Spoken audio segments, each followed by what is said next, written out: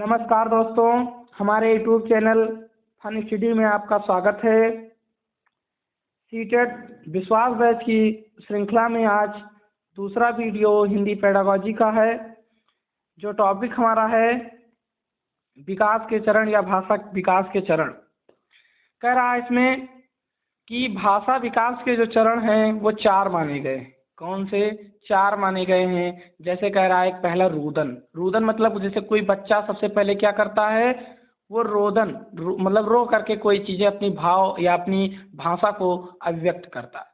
जैसे बच्चे को भूख लगती है तो कहता नहीं है अपनी माता से, वो क्या करता है, रोने लगता है और उसकी माता जान जाती है या उसकी माँ जान जाती है कि बच्चा भूखा है।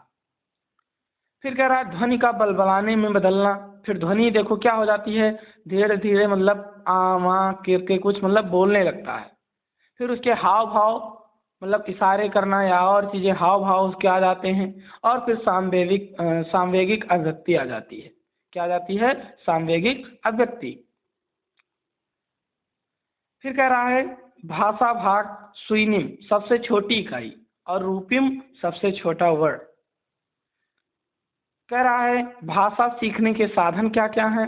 भाषा सीखने के जो साधन हैं वो सबसे पहला है अनुकरण करके। मैंने पिछली क्लास में भी बताया कि अनुकरण करके भाषा का अर्जन होता है। तो भाषा सीखने का सबसे प्रमुख साधन देखा जाए तो अनुकरण करना। खेल के द्वारा हम भाषा को सीख सकते हैं। कहानी सुनाना, वार्तालाप एक दूसरे के बीच में व बातचीत, प्रश्नोत्तर करके एक दूसरे से क्वेश्चन पुटअप करके हम क्या करते हैं, अपने भाषा को सीख सकते हैं। फिर इसमें कुछ इम्पॉर्टेंट फैक्ट दिए गए हैं। कह रहा द्वितीय भाषा सीखने में मातृभाषा का व्याघात होता है।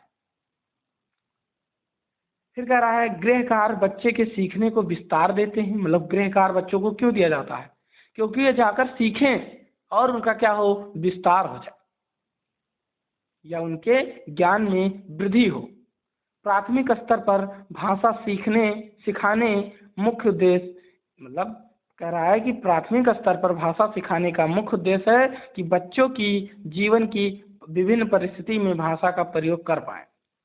मतलब कोई भी सिचुएशन हो तो अपनी जो उनकी अभिव्यक्ति है भाषा का वो क्या कर पाएँ। और कक्षा में भाषा विविधता संसाधन के रूप में कार्य करती है। भाषा की विविधता मतलब कई प्रकार की भाषाएं एक संसाधन के रूप में मतलब कार्य करती है, जो बच्चे की आवश्यकताओं की पूर्ति करता है। फिर कह रहा है भाषा विकास के क्रम। भाषा विकास के क्रम कैसे हैं उनको हम जानेंगे। फिर कह रहा है ध्वनि की पहचान। जब बच्चा 6-7 माह का होता है तो क्या कर लेता है, ध्वनि की पहचान करना।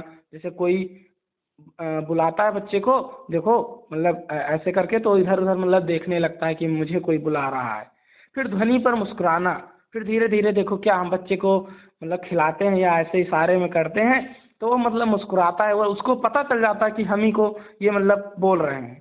तो वो 8 से 9 माह के बीच का होता है। फिर धीरे धीरे ध्वनि उत्पन्न होने लगती है बच्चे में भी, गी गा करके कुछ बोलने लगता है। फिर शब्द वाक्य निर्माण 2 वर्ष तक वो क्या करता है, शब्द बोलने लगता है। मतलब कुछ शब्द माँ पापा ऐसे करके शब्द धीरे धीरे बोलने लगते हैं। फिर लिखित भाषा का प्रयोग 4 वर्ष तक करने लगता है। 4 वर्ष तक धीरे धीरे छोटा बड़ा ये सारी चीज़ें लिखने लगते हैं बच्चे। कापी नहीं पाते हैं, दीवार में ही लिखने लगते हैं, लेकिन धीरे धीरे उनको लिखने की अभिव्यक्ति आने लगती है। फिर भाषा पूर्णावस्था और फिर भाषा कौशलों में महारत। एक पूर्णावस्था हो जाती है जब मैच्योर हो जाता है भाषा उसकी, फिर एक बार आता है कि भाषा कौशल में वो महारत हासिल कर लेता है और उसे भाषा का ज्ञान अच्छे से हो जाता है। तो आपने आज जाना कि भाषा विकास के चरण और फिर भाषा सीखने के साधन और फिर भाषा विकास का क्रम। इसके बाद में हम अगली टॉपिक कंटिन्यू करेंगे। अगर कोई चीज़ दिक्कत होती है पेडागॉजी में या हिंदी व्याकरण में तो आप लोग कमेंट ज़रूर करिएगा। हमारी टीम हमेशा आप लोगों के साथ है और आपको एक नई ऊंचाइयों तक पहुंचाने का जो कार्य विकास सर द्वारा किया जा रहा है उसका मैं बहुत आभार करता हूँ कि मतलब उन्होंने बच्चों के हित में इतना कुछ सोचा। आजकल आप लोग देखते होंगे सीटेट की क्लास ले लो, केवीएस की क्लास ले लो, सब 4500 5000 ऐसी फीस है। फ्री में कोई चीज़ देना ही नहीं चाहता है। भल पूछो तो शिक्षा तो कभी ख़त्म नहीं होती, जितना बांटोगे उतना बढ़ेगा। आप लोग बस एक चीज़ आप लोगों से कहना चाहता हूँ कि आप लोग केवल इसे लाइक कर दीजिए कीजिए और सब्सक्राइब कीजिए और ज़्यादा से ज़्यादा मित्रों को अपने शेयर कीजिए ताकि वे भी इस अवसर का लाभ उठा सकें। धन्यवाद।